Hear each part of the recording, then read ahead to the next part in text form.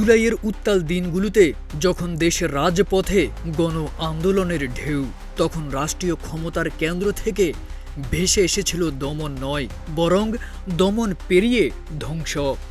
যুক্তরাজ্যের প্রভাবশালী সংবাদ মাধ্যম বিবিসি সম্প্রতি হাসিনাকে নিয়ে একটি বিস্ফোরক প্রতিবেদন প্রকাশ করেছে, যা নিয়ে দেশ জুড়ে চলছে তীব্র আলোচনা সমালোচনা। যেখানে দাবি করা হয়েছে ক্ষমতাচ্যুত সাবেক প্রধানমন্ত্রী শেখ হাসিনা নিজেই আন্দোলনকারীদের বিরুদ্ধে প্রাণঘাতী অস্ত্র ব্যবহারের অনুমতি দিয়েছিলেন।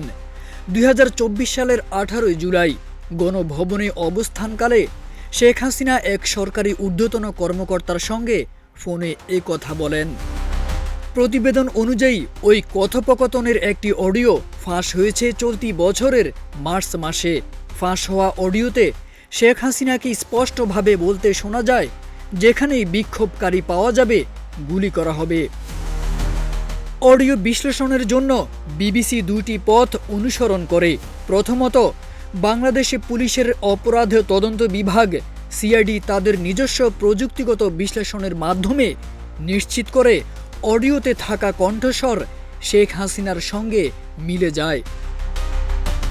দ্বিতীয়ত, আন্তর্জাতিকভাবে স্বীকৃত ফরেনসিক অডিও বিশ্লেষণকারী সংস্থা ইয়ারশট জানায়, অডিওটি স্পিকারে বাজানো একটি ফোন কল, যা একটি ঘরের ভেতরে ধারণ করা হয়েছিল। এতে থাকা ব্যাকগ্রাউন্ড নয়েজ, বৈদ্যুতিক ফ্রিকোয়েন্সি এবং কথার ছন্দ বিশ্লেষণ করে তারা নিশ্চিত হয় অডিওটি প্রকৃত অর্থেই সত্য।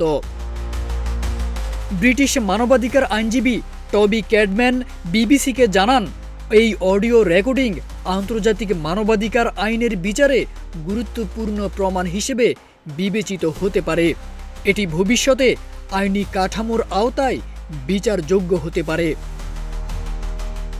এই প্রতিবেদন এখন কেবল একটি ফাঁস হওয়া অডিওর তথ্য নয়, এটি একটি ঐতিহাসিক নথি, একটি রাষ্ট্রীয় সিদ্ধান্তের প্রতিধ্বনি, যা দেশ ও জাতির সামনে বহু প্রশ্ন এনে হাজির করেছে।